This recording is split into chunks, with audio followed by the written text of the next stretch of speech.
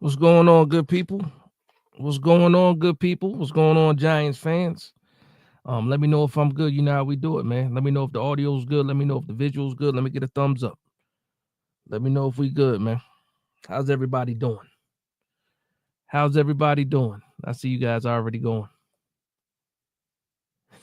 Can we just reset the year? Yeah, that's what it feels like, man. We can't reset the year. We can't go back. We can only push forward. And moving forward is what it is. Thank you for letting me know that the audio was good. What's going on, people? How we doing, man? It's bye week. It's bye week. Guess what? We don't have to stress over a game this week. We get to relax and watch football. Um, for people that play fantasy football, shout out to the fantasy football players. You guys can worry about that. For the people that play the parlays, you can worry about that. But as far as Giants fans, we don't have to worry about seeing this team mess things up this week. So we could take that as something good. But we got a lot to talk about, man. Even though it's a bye week, it's a lot to talk about. When I looked at who was it? When I looked at just the presser from Dable and the presser from Joe Shane, I knew something was wrong. I knew something was wrong. Give me 1 second. Get that right. All right, make sure you guys can hear me. Yeah. Some people already said we lost the bye week. Some people already said we lost the bye week. That presser was not good from Joe Shane, man. It was a lot of things going on. I appreciate the beat writers, for pushing a lot of those questions, trying to get some answers. Joe Shane gave us a little bit of something, just a little bit. But you can tell what he was comfortable answering and what he wasn't comfortable answering. When they asked him about, actually, they didn't even ask him about the draft class. He brought up the draft class, this year's draft class. He didn't want to talk about 2022 or 2023, but he was ready to gush over 2024. He was gushing over Newbin. He was gushing over Andrew Phillips, Neighbors, of course, Theo Johnson. He was celebrating his wins for sure. But when they brought up Tay Banks, he was trying to shift and do his Olay thing, man. He was a matador, man, trying to dodge a lot of those questions, man. But I want to know what you guys think about Joe Shane's showing, man, because to me, it doesn't look good, and I don't think the presser helped at all. The vote of confidence from John Mara, I don't think that is something that is guaranteed anymore. I actually never thought it was guaranteed anyway, especially after all the losses. So we're on a 5-game losing streak. And listen, man, I don't know what to say, man. I don't know what to say about him. Shout out to my man Thunder Dunn in the building. He says, yeah, he's got to sell his only positive. That's a fact, man. And that's what he did. He was gushing over it. He talked about the stats and the PFF grades, talked about Andrew Phillips and his impact, finally getting Theo Johnson involved. He talked about Tyrone Tracy for sure. He was gushing over Tyrone Tracy. Talked about the average yards per carry for Tyrone Tracy. But the bad thing is that presser was on Wednesday, I believe, right? It was a Wednesday presser. And then Thursday night came. The Philadelphia Eagles played the Commanders and Saquon Barkley went off. And then, yeah, that's pretty much all she wrote about that presser, though. But again, you guys know how I feel about Saquon Barkley. He's a Philadelphia Eagle, and I hate him for that. But you can't deny that the man had him a good game on Thursday night. But the biggest question, and I'm going to ask you guys too to answer. Obviously, there's a big decision to be made, or we think there's going to be a big decision if Daniel Jones is going to be the starter next week. I expect to hear something, if not tomorrow, if the news don't break tonight while we in here, or at least no later than Monday, whether or not the New York Giants are going to stick with Daniel Jones. But I want to know how you guys feel about sticking with Daniel Jones, man.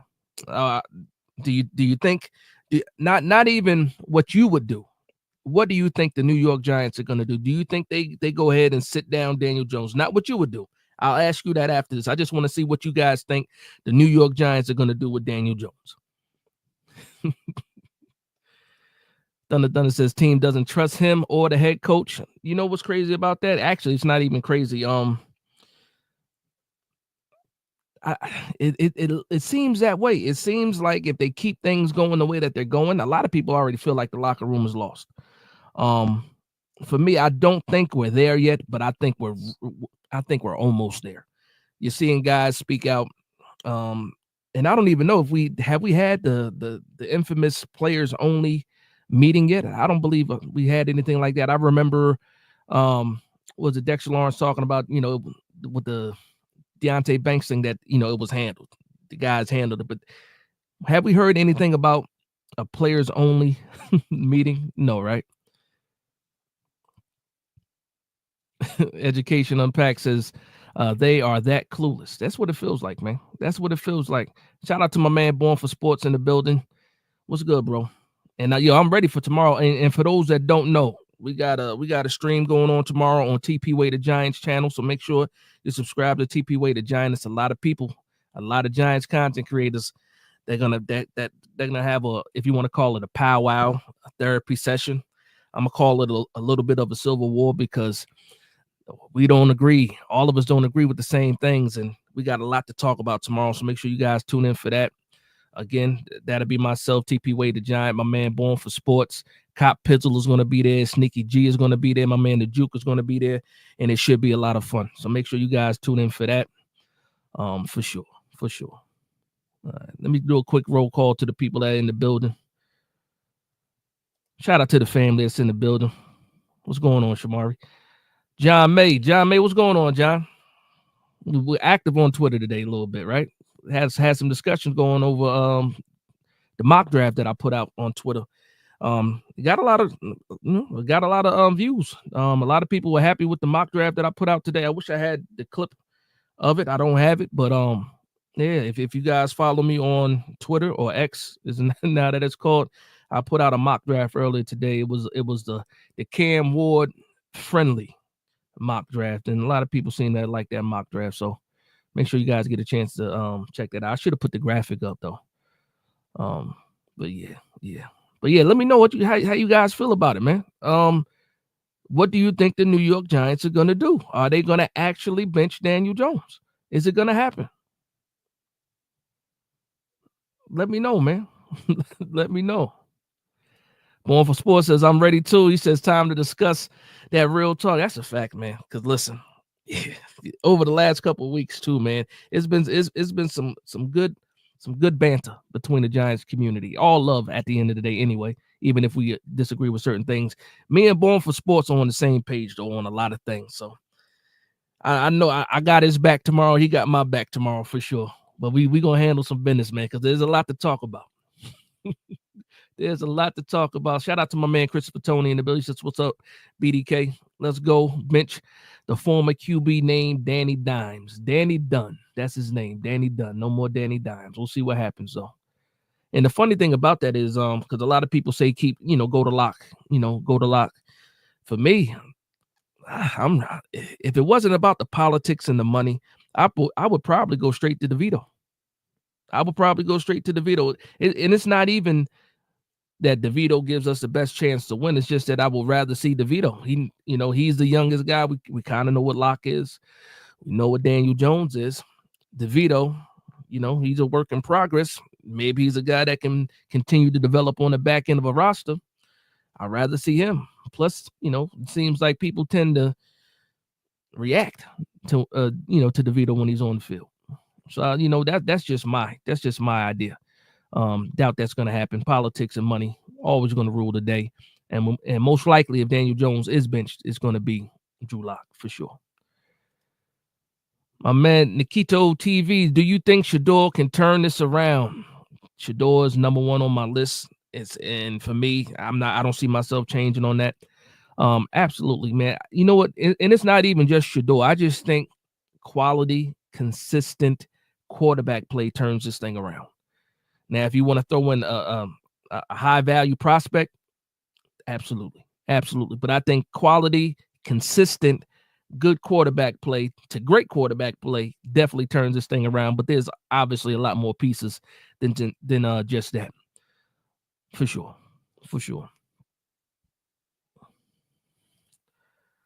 My man Johnny Levy said, "What time is the live going on tomorrow?" Tomorrow, I believe it is 3 for me, 5 o'clock for the East Coast. So that means it's going to be 2 o'clock on the West Coast and then 3 o'clock for me. Yep. You know, my man Kenneth Anderson says, "What's going on? I believe Shane and Dable have lost respect of the team. DJ is not being benched. Management can't get past their pride." Woof. Let me tell you something, man. It's gonna be it's gonna be some angry people if they continue to stick with Daniel Jones. Now, a lot of people are already embracing like embracing the tank. So I've seen people say, you know what, go ahead, just throw him in there, because at least if we know that Daniel Jones is in there, we're going to keep losing. That's, a lot of people believe that. For me, I just think right now, just the team is not clicking. If Brian Dable wants to remain the coach for the New York Giants, he has to do something positive. Has to do something positive. And in just looking at the schedule, I don't know whether there's going to be a lot of wins without a spark. And again, if you're on the verge of losing this locker room, if you continue to throw Daniel Jones out there, what's going to happen? See, I'm not plugged in like that. I don't know exactly what the players are thinking. I like to think that I can read body language. I believe everybody to a certain extent can read body language, but you see these guys, you see these players, they're not happy right now.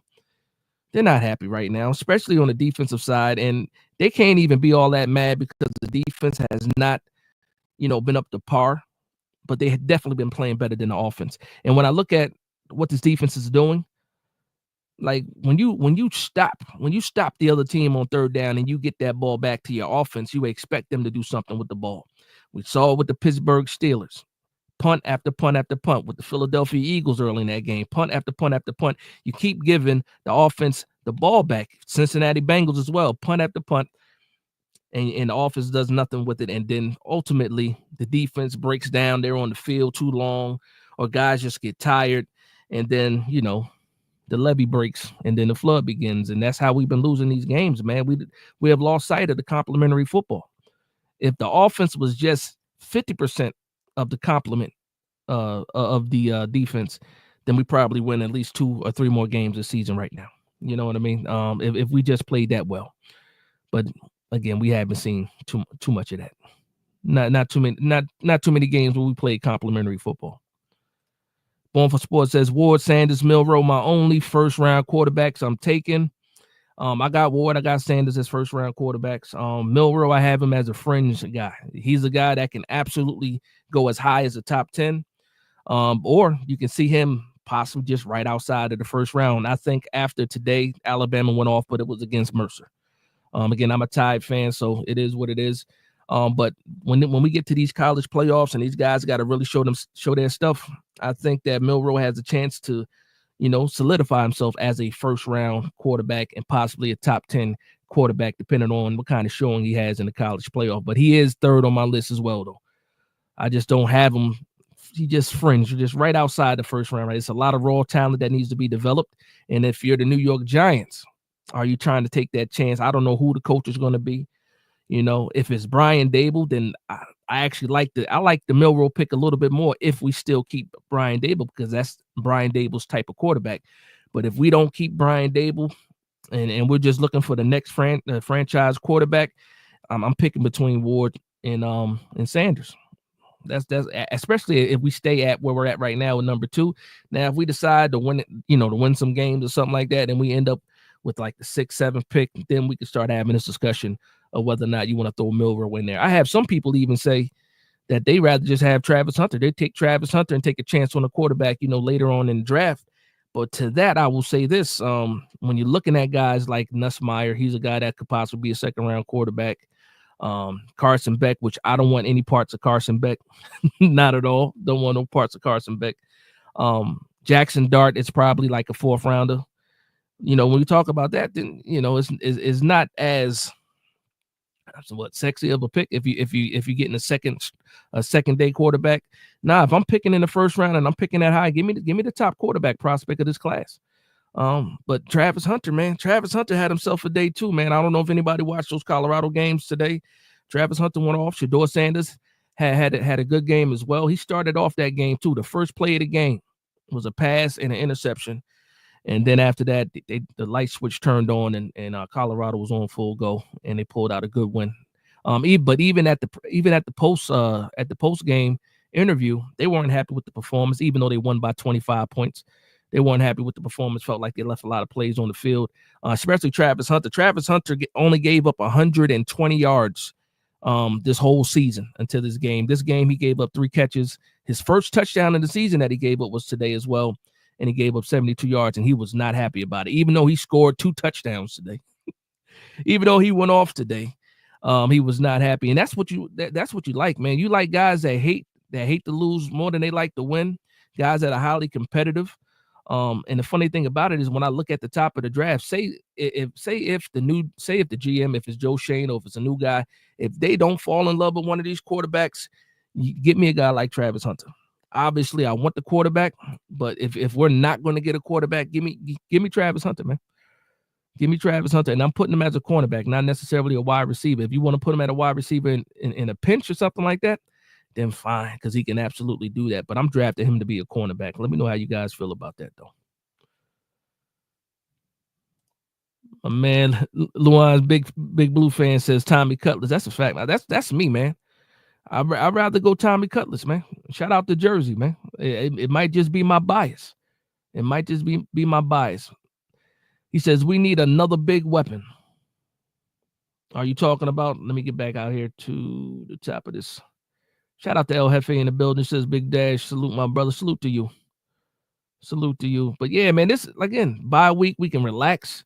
We could just have a conversation. We could talk a little bit. Tonight, we ain't got to worry about a game and keys to victories, nothing like that. We could talk about Joe Schoen, Brian Dable. We could talk about Daniel Jones for that. But also, I need to talk about Shane Bowen a little bit, man. I did not like that performance. Roll Tide. That's right. Roll Tide. Shout out to Thomas, man. Roll Tide. Let me see what you guys are saying in here. Dwayne Murphy is into the building. He says, I see we're already atting people. So let me go back to John May. John May says, I want to see Shedeur and Ward play an SEC defense. A lot of people are saying it, and rightfully so. I mean, and I argue with people back and forth because we saw Caleb Williams play. And he really wasn't playing anybody in the Pac-10 too much. Cam Ward, ACC, like you said, Big 12 for Shedeur Sanders. Yeah, I'm hoping that these guys keep winning and they get into that college playoff. If Colorado somehow gets into that college playoff, you will get your wish. It might not be an SEC defense they play in that first round. Most likely it might be, because I believe it's going to be a lot of teams coming out of the SEC, but you'll get your wish. You'll be able to see those. And I want to see it too. I think these guys already have the traits that show that they can play at the next level, but you always do want to see these guys play. And same thing for like Michael Penix last year. We saw Michael Penix, play, was it Texas? Fantastic game against Texas. And then he went up against the best defense in the land with Michigan last year. And he didn't have the best game in the championship. And a lot of people were down on Michael Penix because of that. But I still to this day believe that he is the best pure thrower of the ball in last year's draft over Caleb Williams. Definitely over Drake May. But he hasn't got a chance to get his chance yet with Kirk Cousins playing the way he's playing. So let me get back to what Dwayne Murphy Jr. was saying at John May. A lot of these SEC guys have moved into the Pac-12 and the ACC, so the level of competition is not as far off as it was 10 years ago. I would even say 5 years ago. The NIL, absolutely. The NIL has changed the game. Yeah, a lot of these guys are going where the money is, where the money resides. That's where a lot of people are going, man, where the money resides. And the SEC is not the same as it was even like 2 years ago. When did NIL even start? I can't remember now. It's been a while now. But you're seeing it's a lot of turnover in the SEC. With like Alabama's beating Georgia, then and what was it? Tennessee is beating Alabama. Like they beating each other up, man. At the end of the day, and before it was either Alabama or Georgia just being absolute monsters in the SEC. Now you're seeing the wealth getting spread around a little bit. You add Texas to the SEC. What was the other team they added to the SEC? It was Texas and somebody else joined the SEC. I can't remember the other team right now. I'm drawing a blank. But you see it. It's not the same SEC at the end of the day. Now, it's still the strongest conference in my opinion. It's still the strongest conference. But again, it's not what it was, as far back as even 5 years ago. Oh man, Luann says, I miss Wink Martindale. No, you don't. You don't miss Wink. You know who you miss? You miss Xavier McKinney. I miss Julian Love too. Shout out to the guys we have right now, but Xavier McKinney was a lot of that glue. I do miss the way that Bobby Okereke played in Wink's defense. He was way more aggressive in Wink's defense, and we saw a different type of Bobby Okereke. So I'll miss certain aspects of the Wink scheme, but I don't miss Wink. No, Wink got to worry about what's going on in Michigan right now. He got a lot of issues over there, and they're probably cleaning house. So he'll be looking for a job too. Maybe he makes his return to the NFL. Maybe gets a chance to get another job on somebody's staff. But yeah. Not right now. Not right now. Thunder says DJ is not a good QB. That's a fact. It's just been proven. You know what? He is a wow. What's a good way to describe Daniel Jones? He is just okay. He doesn't give you what you want. I can't sit here.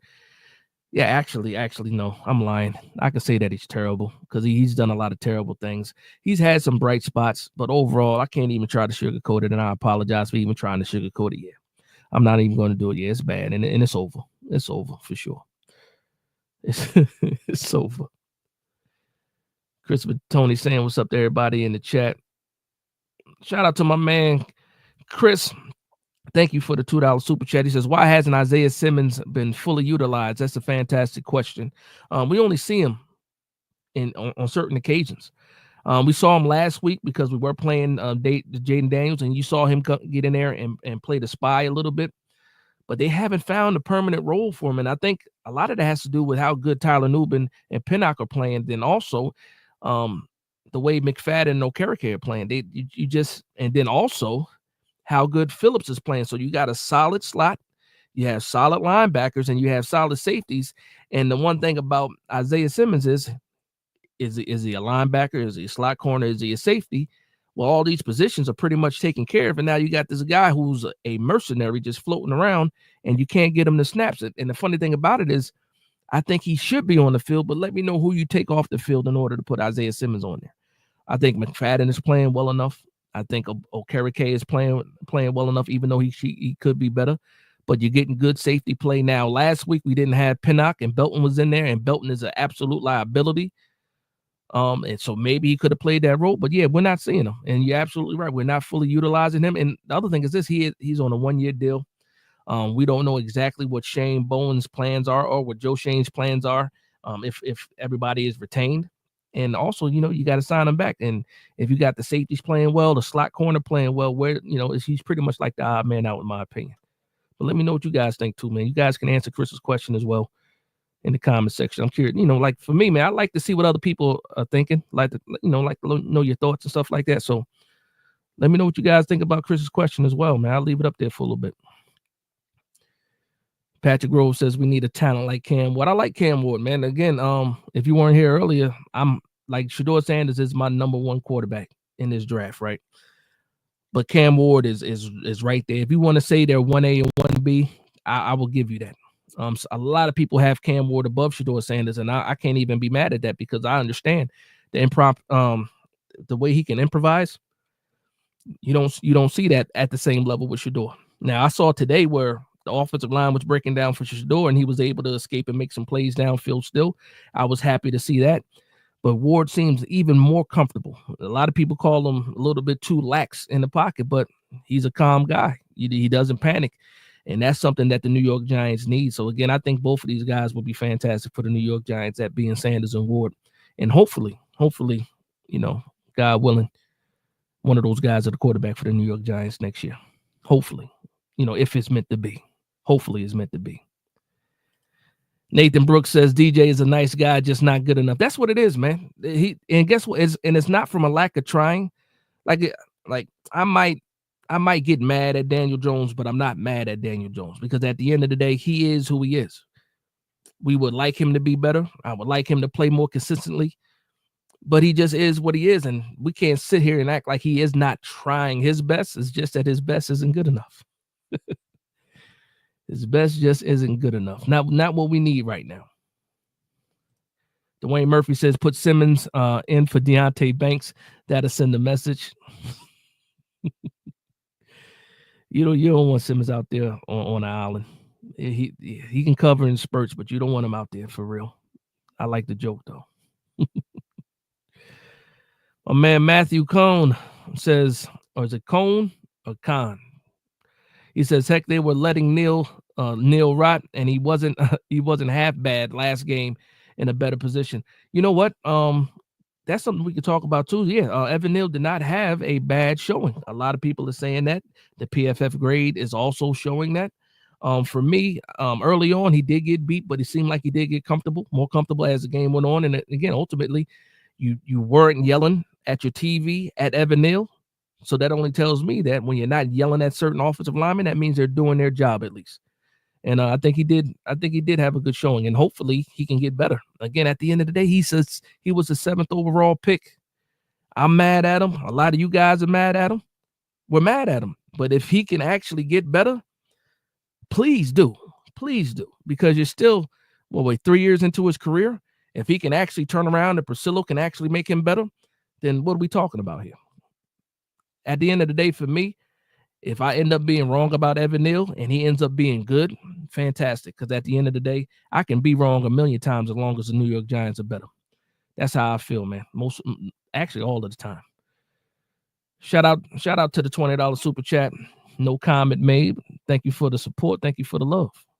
Shout out to my man Shamari Wilson. That's family in the building for sure. You guys know that by now, though. My man Tony High Point says, Dash, what's up, brother? What's going on, Tony? How we doing, man? How we doing? Let's see what we got going on here. Michael Hines says, man, they saying Cam Ward is just a souped up Tyrod Taylor. Who said that? Michael Hines, who said that? A souped up Tyrod Taylor. You know what, man? Some people just, I can't say that some people don't watch football, but some people, I guess, watch it and just don't understand what they're looking at. Not saying that Cam Ward is not some elite talent. He's not an elite level prospect. But you call a man a souped up Tyrod Taylor. Now he's more than that.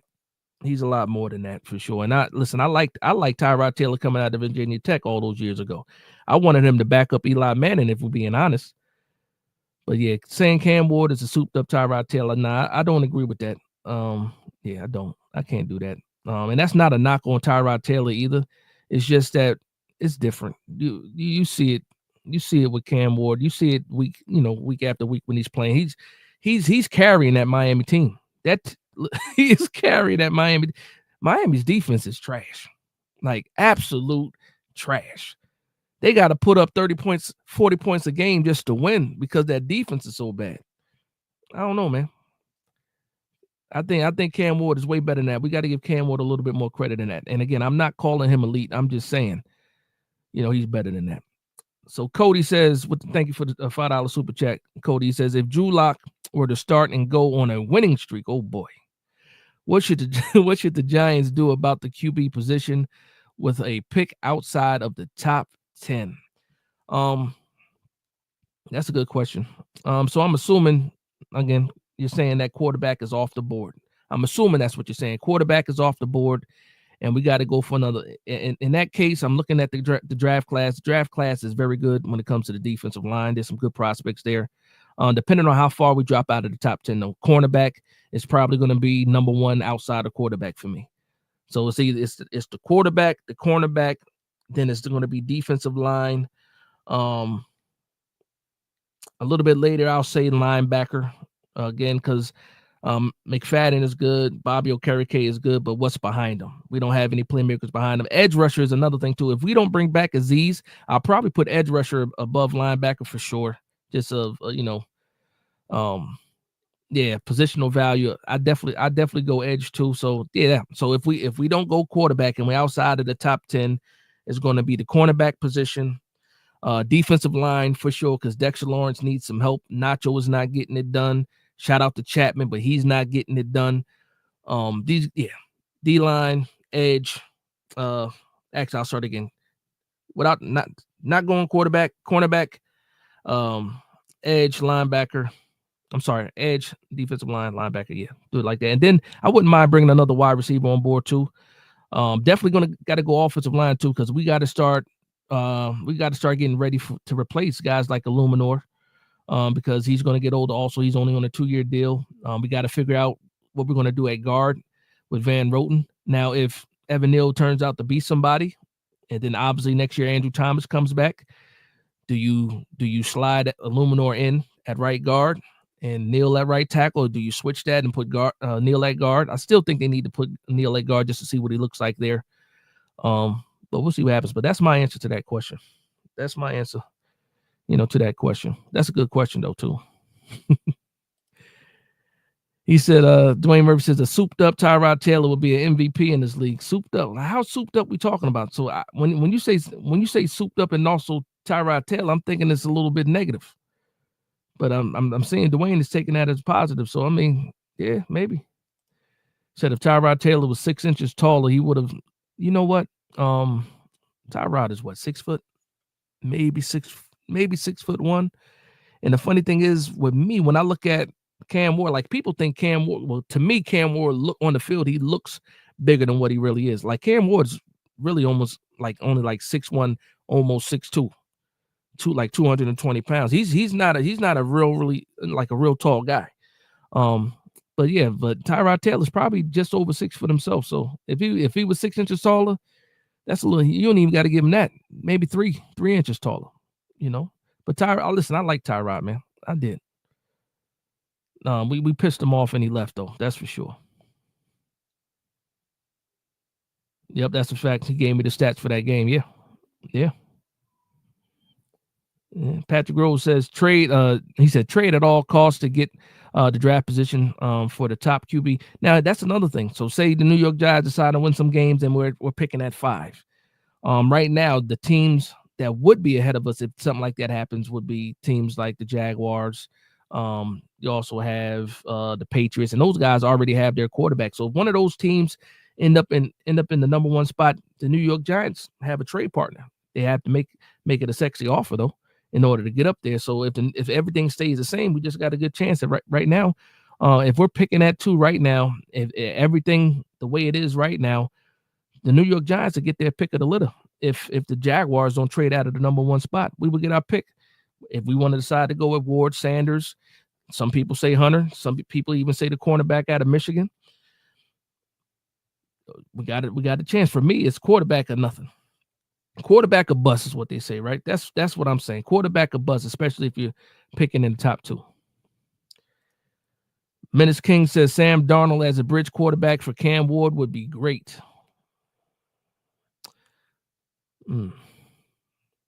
Sam Darnold. Now, Sam Darnold looked like he is reviving his career with the Minnesota Vikings. But I will say this, a lot of Vikings fans, there was a stretch where they, I think they lost 2 in a row, and they were ready to throw Sam Darnold to the Wolves. And I don't know, is it a 1-year deal that Sam Darnold got, or is it multiple years? Because they're waiting on J.J. McCarthy. And if I'm the Vikings, I probably would keep Sam Darnold and then just, eventually let McCarthy come in and take over. If it's not broke, don't fix it. If they feel like Darnold can get them to the playoffs, which it seems like he's going to get those guys to the playoffs, I don't think he gets them to a Super Bowl. I really don't think he gets them to the Super Bowl. That's something to think about. But to be honest, Menace, everything is still on the table for me. Because even if we decide to draft a quarterback, we're going to get another veteran during free agency. We're going to toss Drew Lock. Tommy DeVito most likely is gone. Daniel Jones is gone as well. We're going to still go out and find another veteran quarterback. And Sam Darnold was probably on that list. He was on the list for them last year. We saw Hard Knocks. Sam Darnold was on their short list before the Minnesota Vikings snatched him up. It was Minshew. It was Darnold. It was Locke. And it was somebody else. I can't remember who was on that graphic for Hard Knocks. But those guys were definitely on it.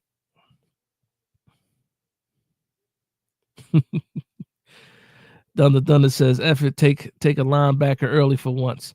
There's a linebacker, Jahad Campbell from Alabama. He's a player, man. He's a player. He's probably going to be the first, middle linebacker, interior linebacker off the board too.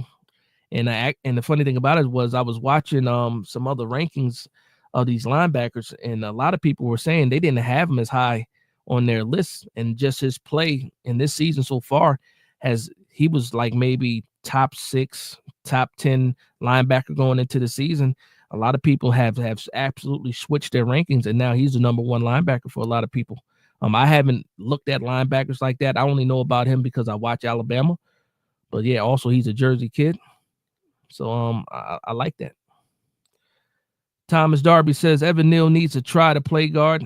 Absolutely. The only reason why you didn't hear his name against the Panthers is because the Panthers defense isn't good. True.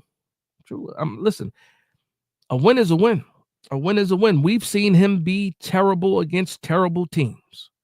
One step at a time. We're talking baby steps. And again, I'm with you. I want to see him at guard as well. I think he would be a better guard than he is a tackle. It's just certain limitations when it comes to his his athleticism. And it's funny too, because one of the things I remember seeing him doing split box jumps before the draft. 6'7", 340 pounds doing split box jumps. That's athletic, but then it doesn't translate to the field. I don't know. I don't know. Matthew says I'm good with anyone not named Daniel Jones. That's the way to keep it simple. That's as simple as it gets. Absolutely. Anything is better. John May says we just take a QB in round 2. But what QB? Now, since you brought that up, and I posted this question on Twitter earlier today too. What's the chances that, like, when you're talking second round quarterbacks, the first name that pops in my head is Nussmeier. He's a guy. Ewers is another guy when you talk about second round quarterbacks. Drew Atlar is another guy that could be a day 2 to day 3 guy. But I think Drew Atlar goes back to Penn State. I think that Nussmeier should go back to LSU. As much as the New York Giants just need a quarterback, I'm just talking about for Nussmeier's career. He might need another year of college football. I was watching that game today, and yeah, he had some highs and some lows in that game, and it's just not consistent enough.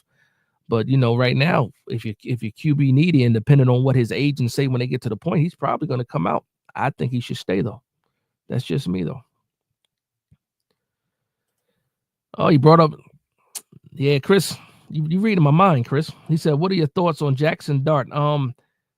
My thoughts have changed on Jackson Dart. I'm going into the season. I like Jackson Dart. I was actually high on him, and the more this season has gone, his stock is falling on me.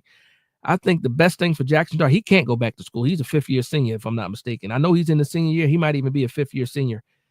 I think the perfect spot for Jackson Dart is a place where you have an established veteran quarterback that's possibly on his way out. And I was on Two Giant Goofballs podcast this week, and we talked about the quarterbacks. We did not break down Jackson Dart, but I did bring up Jackson Dart briefly. Jackson Dart will be a perfect person to sit behind a guy like Matthew Stafford with the Rams. Jackson Dart has all the talent in the world. He's athletic. He can make the throws. He has good size. He has swagger. He's a little bit of a trash talker as well.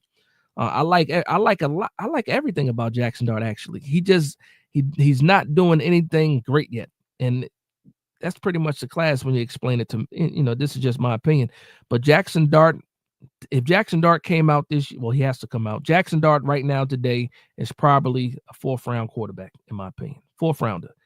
He needs some time to develop. He is a guy that I think that if you do have a guy like Brian Dable and you got a guy like Jackson Dart and you want to develop him sitting behind, a bridge quarterback, then that's something that you can do with Jackson Dart. But he's definitely not a guy that you draft and expect him to start in the first season. Not in my opinion. Not in my opinion. Matthew says the souped up Tyrod Taylor is Geno Smith. Oh boy. Souped up if he's eating Campbell soup. Oh man, you guys are funny.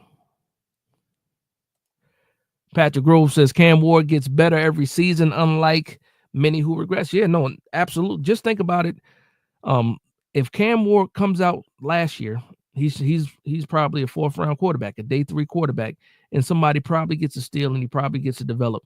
I remember when I saw that Cam Ward made the decision to stay, and this is before I knew he was going to transfer. I was upset that he was deciding to stay in college. Then I saw that he went to Miami, and I'm sitting here like, man, Miami sucks. Why are you going to go to Miami? Obviously, you went there because of the NIL money, but also he went there. I didn't expect him to be as good as he is right now with Miami, and this is actually it's all him. If we're going to be honest, it's all him. A lot of that roster is the same. If the people that didn't get drafted, a lot of that roster is pretty much the same. He's carrying that team now. I love Restrepo. That's his security blanket. He trusts him. He trusts him a lot. They got a nice, solid running game. What's the guy's name? Martinez. I think it's Martinez that's in the backfield with him. They, that offense is good. Defense horrible. So overall, as a team, that's why they lose to teams like, what was it, Kentucky that they lost to last week? Was it Kentucky? Who was it that they lost to? A game they had no business losing. They were ranked 4th. What was it? No, it was Georgia Tech. Georgia Tech is who they lost to. No, you don't lose to a team like Georgia Tech. No, you don't do that. Shout out to my man Gary Gass. Says, Dash was good, fam. I'm hearing DJ might still start. How do you feel about that? Thank you for bringing that up. Yeah, I saw the report from Diana Rossini. Yes. And they're saying that the New York Giants aren't quite sure that they want to sit Daniel Jones. And I'm just saying, like, I guess they really don't care about their jobs. We saw it. What was it? The year that we had Joe Judge and we had the Clapper. What's his name? Garrett. We had Garrett from Dallas as the OC. We got through the bye week. Garrett survived the bye week. We had a horrible loss coming out of the bye week, and then they fired him and go to Freddie Kitchens. Meanwhile, you could have just fired Garrett and gave Freddie Kitchens a bye week to get, to try to do something. You waited too long. I think we're in that same situation. Like we've seen week after week of Daniel Jones. He's not going to change who he is. When he's terrible, he's terrible. When he's good, for Daniel Jones's standards, when he's good, we're still not winning games when he's good either. The experiment, in my opinion, is over. Why would you keep running them out there? You know why you keep running them out there? Because of Joe Schoen and what he decided to do with the rest of the quarterback room. They don't have enough confidence in the guys behind him. Just think about how, as bad as Daniel Jones has been, the GM did not do his job with providing a quarterback room, the same quarterback room that he said he's absolutely comfortable with. And now you're hesitant on sitting Daniel Jones, knowing that he's most likely going to keep losing. Joe Schoen, listen, I don't like Joe Schoen more than I don't like Brian Daboll right now. And as much as we can give Joe Schoen credit for the 2024 draft class, I'm looking at 2022 and I'm looking at 2023, and that's just not good enough. We're still having to go out and pay guys. We're losing guys to free agency because we got to go out and find players. When if you're drafting well and you're picking good players, you don't have to go out and get a Brian Burns and pay him all that money and trade away draft picks. You don't have to go out and get a Waller like we did in 2023 because we got guys. And I thought Bellinger was playing well enough. And at that point in time, when we went and got Waller, which I was happy about when we got him because we needed a number one receiver and we got it, a number one tight end. It just didn't. Shane has not made the best decisions, man, and we'll see what happens. And also because that's what I'll do. I want to talk about the presser a little bit. We're gonna get into this presser. You guys can bring up some things as well. I thought, were interesting at the presser. There was a point in the presser where they were asking Joe Schoen about the losses, and he found the opportunity, and I'm taking it as this, to kind of separate himself from Brian Daboll. He made a comment, and he was talking about players not playing well. Maybe it's the preparation. Maybe it's the game plan going into the week. Maybe it's the game plan for the week. So when he said that, and I said it in the video, I thought it was kind of interesting because he's pointing out that, okay, the players on the field, execution, and then he's throwing out the game plan for the week. That's all, things that the head coach is responsible for. So if we're talking about those type of things, to me, he's separating himself, from Brian Daboll. And then right after that, that's when he started getting into the 2024 draft class and started singing their praises after he's, in my opinion, again, I might be thinking too much into it, kind of dividing himself or separating himself from Brian Dable, because remember when Joe Schoen was hired, we kind of knew already it was going to be Brian Dable. Both of these guys came from Buffalo. They came in together. They knew each other. They had that relationship. And then a lot of people also expect us to possibly, for those guys to leave at the same time as well. And when you get into that preservation mode, I saw it. And he was the first one to do it. Like, Brian Dable didn't separate himself from Joe Schoen yet. Joe Schoen took it upon himself at the bye week. The only time he can speak is to throw that out there. And a lot of people ate that up, man. But I might be tripping. I might be thinking too much into it. Let me know if it's nothing. If I'm worrying about something that's really nothing. Matthew says if they play DJ the rest of the year, they better Fugazi his 2020. Oh, Fugazi his 2025. Oh yeah, no, you're talking about the injury clause. Yeah, that's another reason to sit him down too. If the quarterback play on the field wasn't enough, the QB clause, the injury clause that we have, that should do it. $23 million, and that's not just if he hurts himself in a game.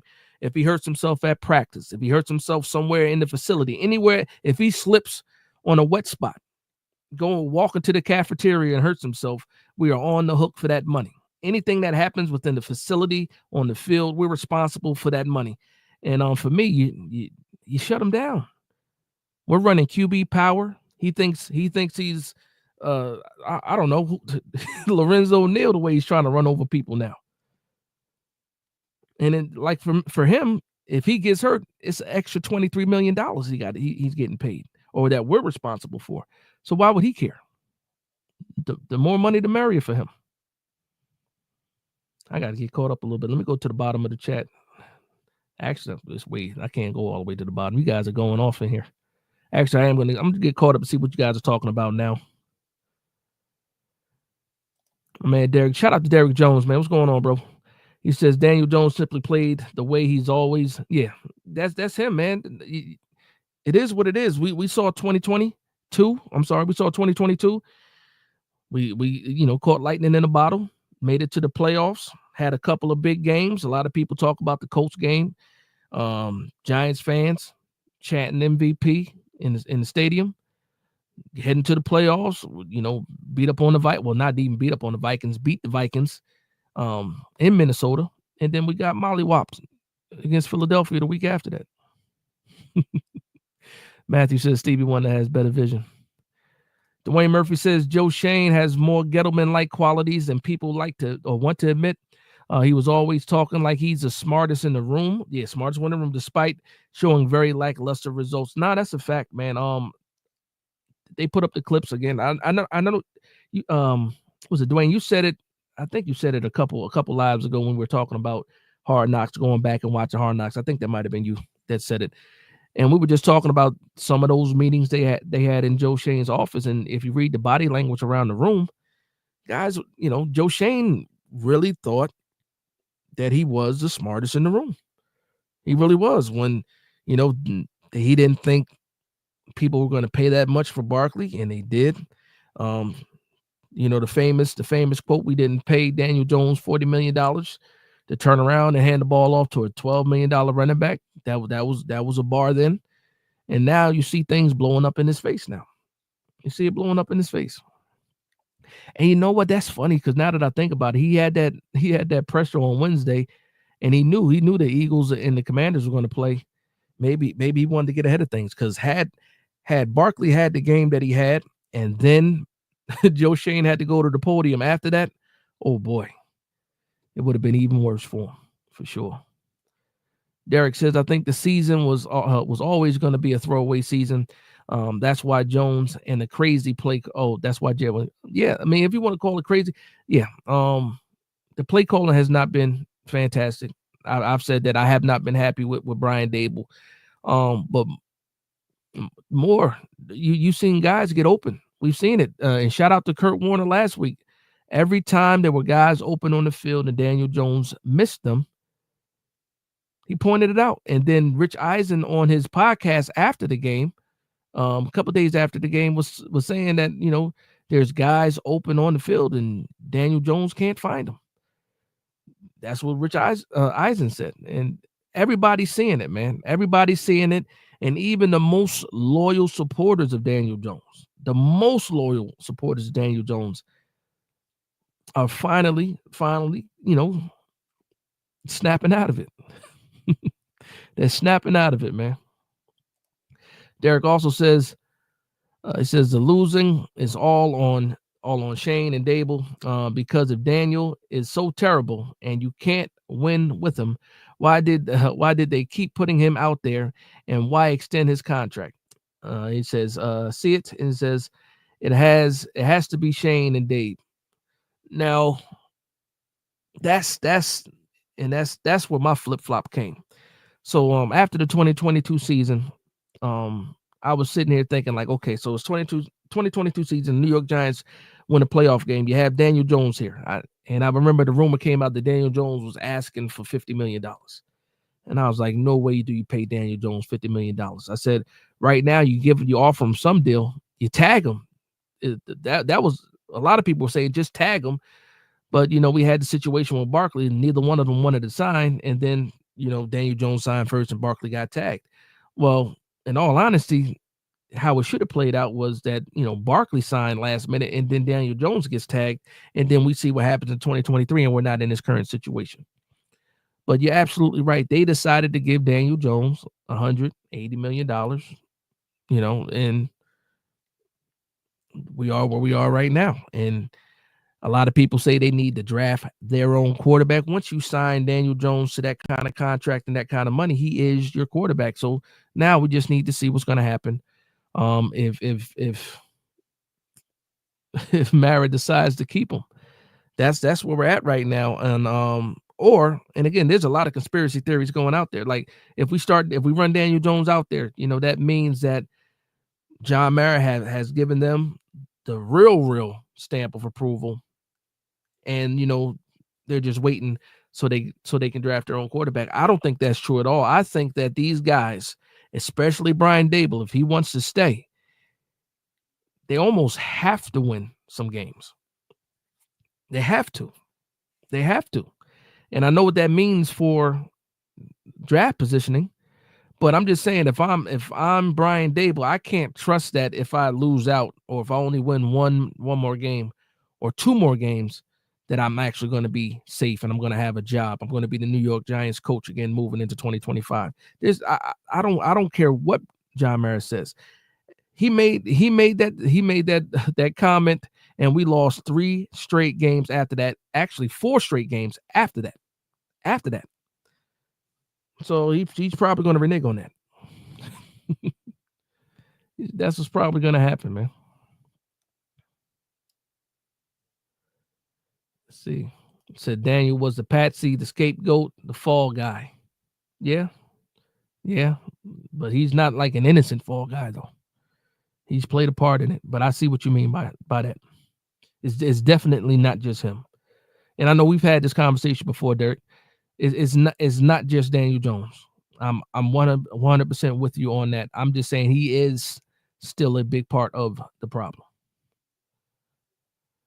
Let's see. I forgot about the UFC fight, man. Oh man, yeah, I forgot about UFC. I definitely want to go watch that too. Who you guys got for the UFC fight? You guys got John Jones? I'm never gonna go against John Jones. Never. Derek says Daniel is the bridge. That's an expensive bridge quarterback, though, Derek.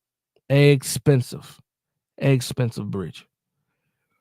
If you want to make Daniel Jones the bridge, and again, this is not what I want to do. If you want to make Daniel Jones the bridge quarterback, you got to restructure his deal. You got to make some cap space if you plan on doing something like that.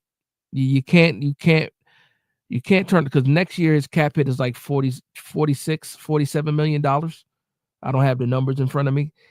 You can't pay Daniel Jones $47 million next year, especially if you know for a fact he's just the bridge quarterback. You can't do it. You have to, if that's the plan and that's the only plan, I wouldn't do it. You have to restructure his contract and give yourself some cap space if you're going to do something like that. That's just my opinion. Gary says you're right about Joe Dash. He said he was on some every man for himself type stuff at the presser. That's a fact. He did it, man. He did it. Listen, man, he might have a baby face, but Joe Shane is something else, man. He is something else, man. And again, I saw it. I peeped it, man. As soon as he said that, I'm like, wow, he separated himself from Brian Dable.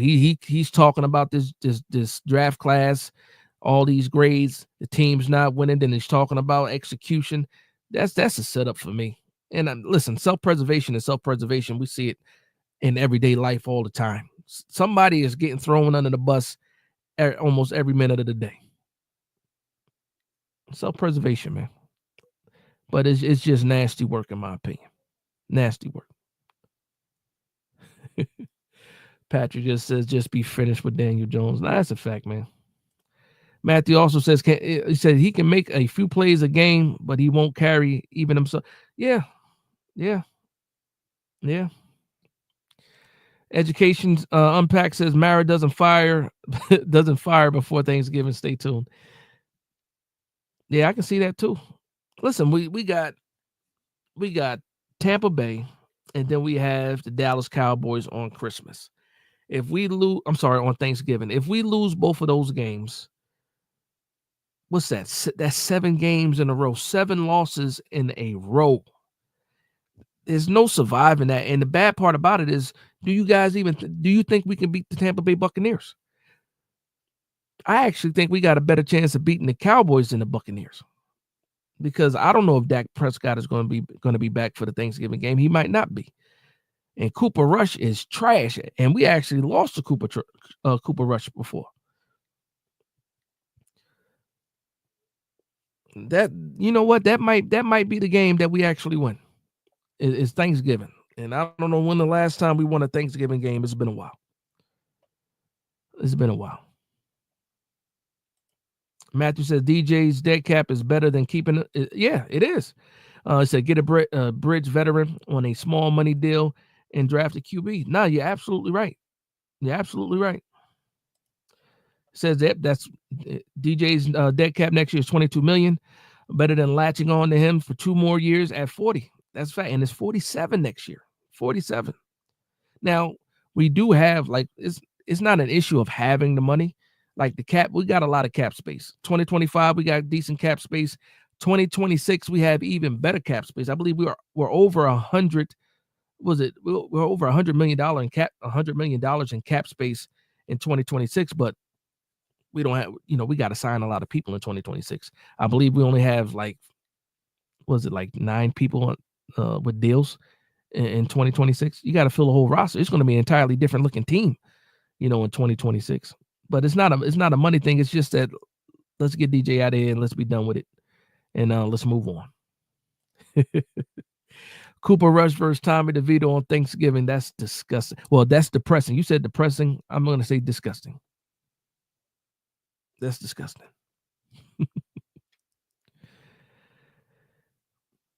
Patrick Grove says, "Wow, like I said, the Giants aren't good enough to tank. They are bad enough to lose." Yeah, we don't have to tank, man. We're losing games as is. There's no need to tank. There's no need to force it. Plus, you're not selling that. These guys, like, players want to win. Players want to win. You don't want to lose the locker room. You're not going to openly tank. It's not going to happen.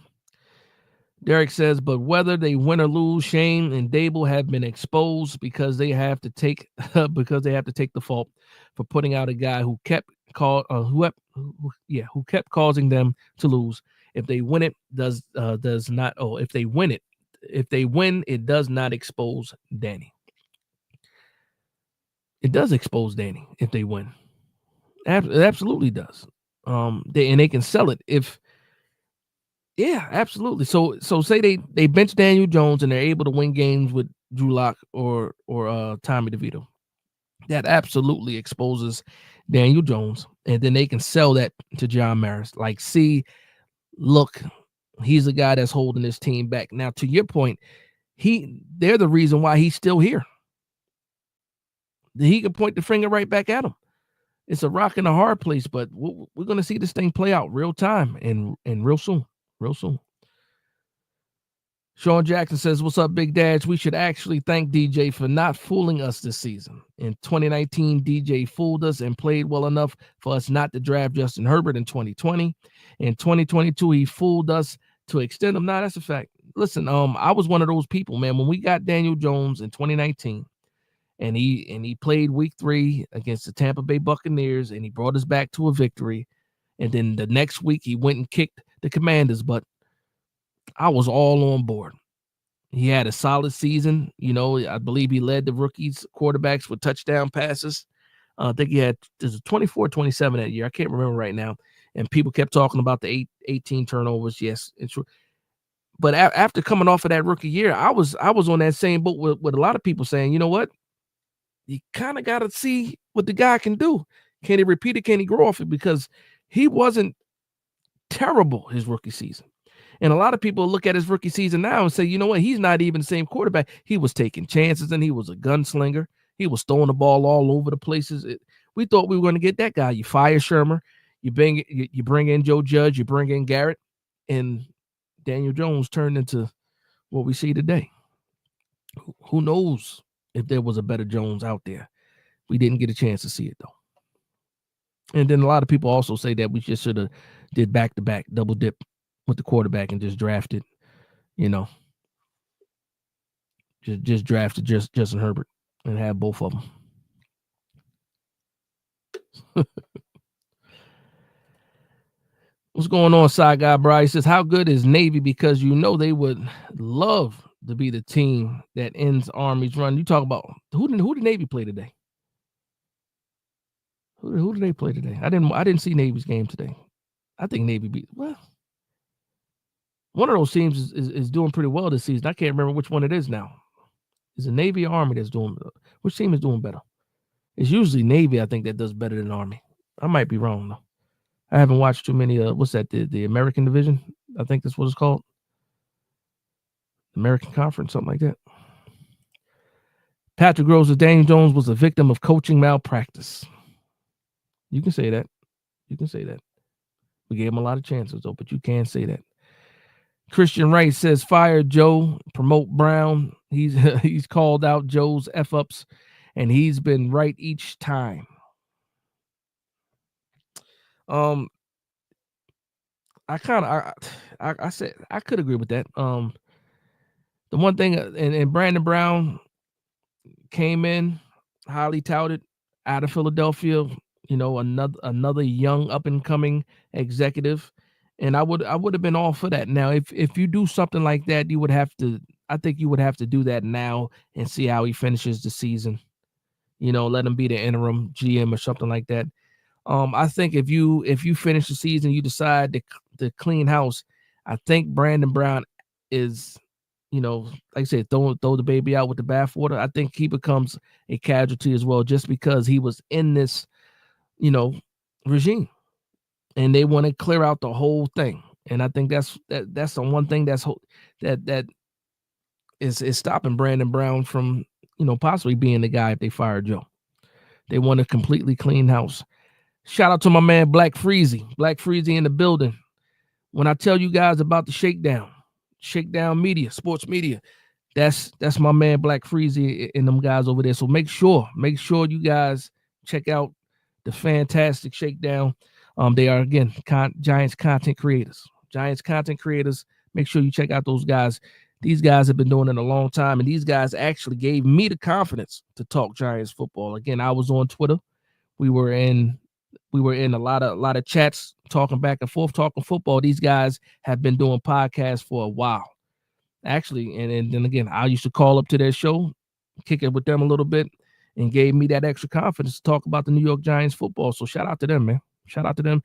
Shout out to you, Black Freezy, man. Hopefully everything is good over there, man. Appreciate y'all, man, for sure.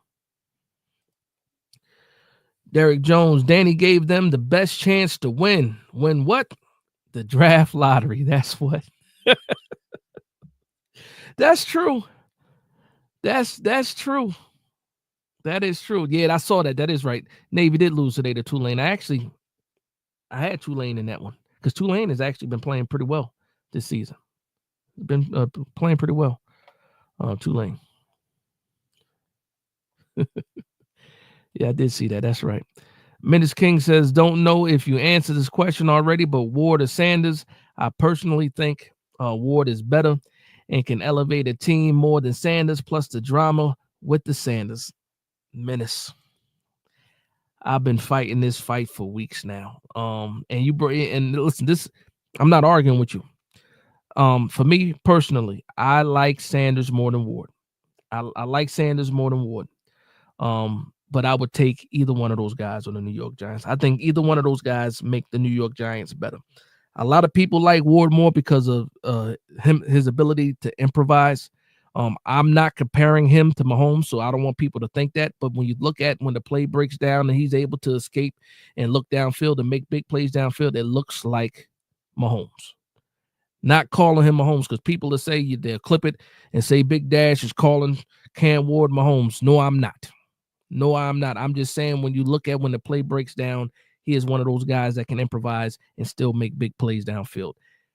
I think Sanders can do the same thing. We saw it today where plays break down. He's able to escape and make plays, but he does not look as smooth as Ward does when he's doing it. I do think Ward has a bigger arm than Shedeur Sanders, but I think that Shedeur has more anticipation than Ward.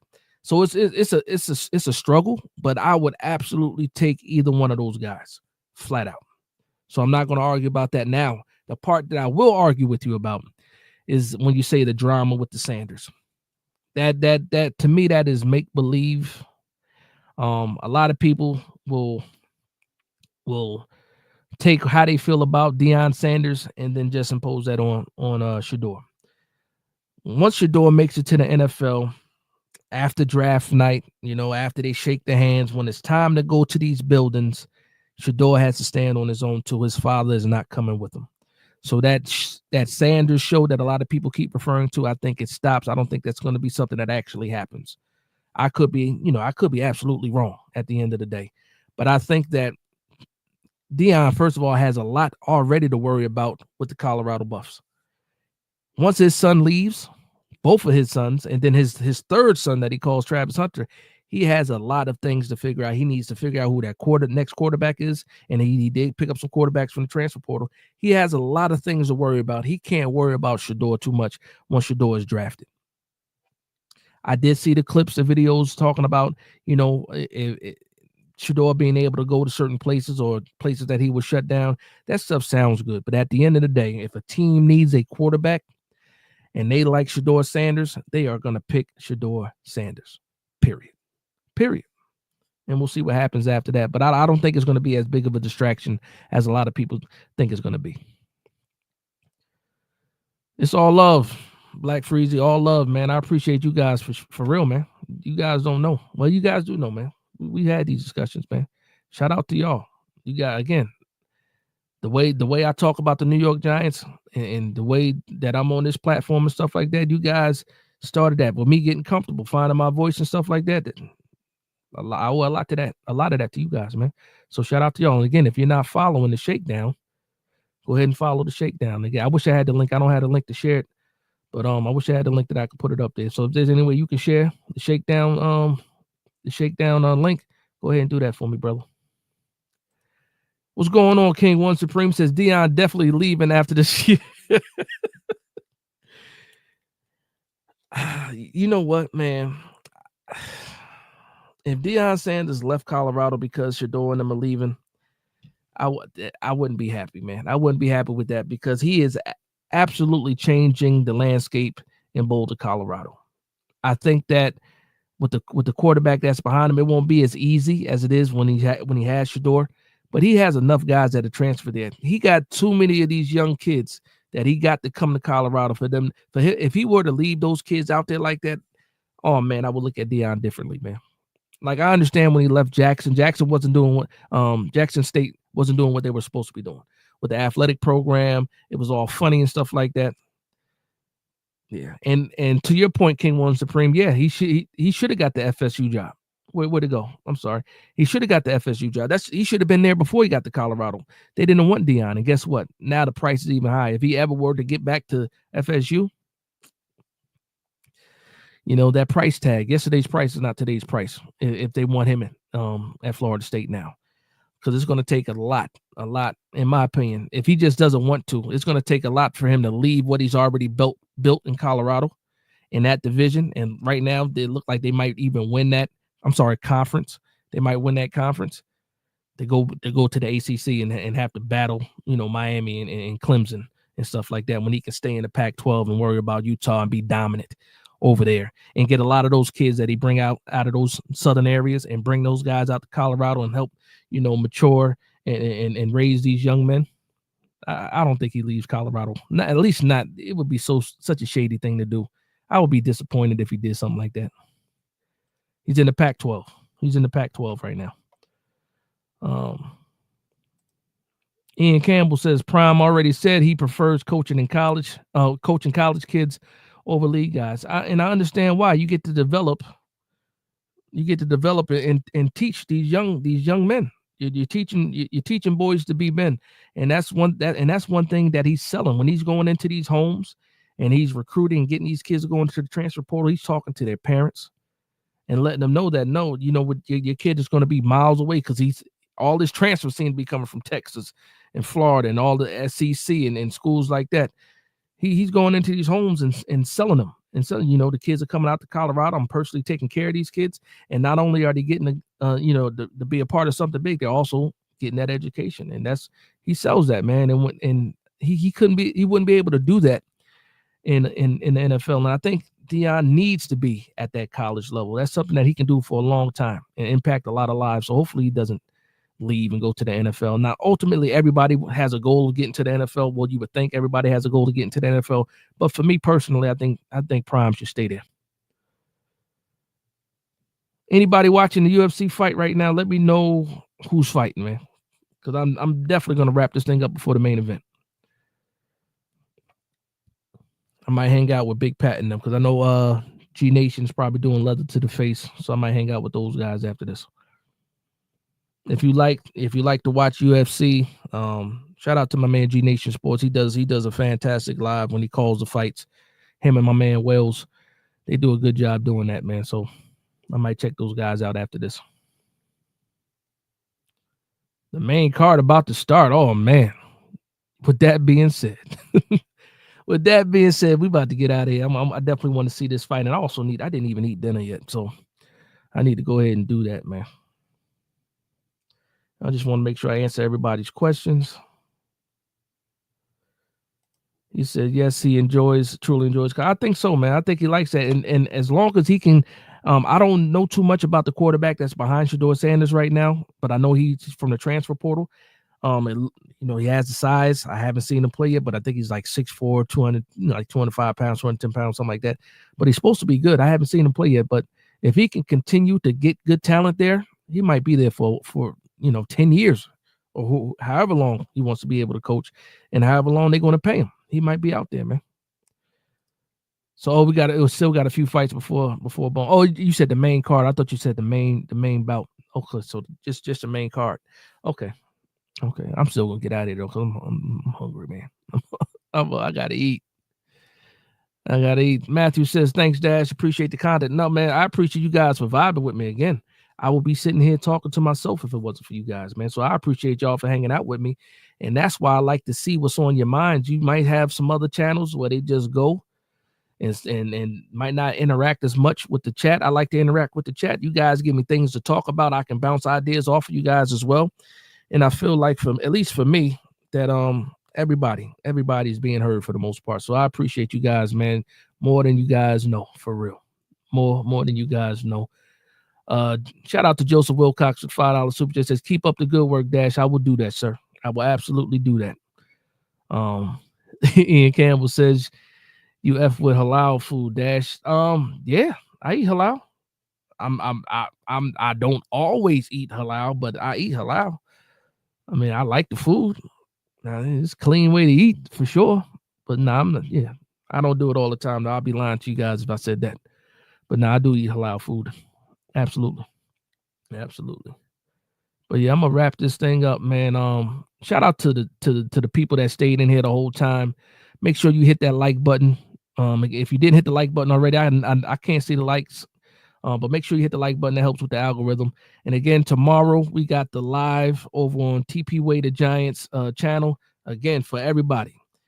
Myself, TP Way the Giant, my man Cop Pizzle, Sneaky G-Man, the Juke, my man Born for Sports. We are going to have a round table / Kumbaya Giants therapy session and also a Civil War, because a lot of us do not agree with some of the things that a lot of us are saying. So it should be an entertaining live tomorrow. Again, that's going to be 5 o'clock Eastern time, 3 o'clock my time, and then that'll be, 2 o'clock on the West Coast. And again, it is what it is. But hopefully you guys tune in for that. So I think it's going to be entertaining.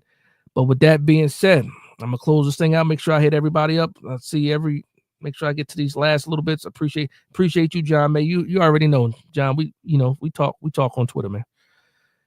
Menace King says, peace out, Dad. Yeah, that's a fact. So with that being said, I want to thank everybody for vibing with me. Please like, comment, and subscribe. And from one Giants fan to another, this is Big Dash Knows, Big Blue Nation. Let's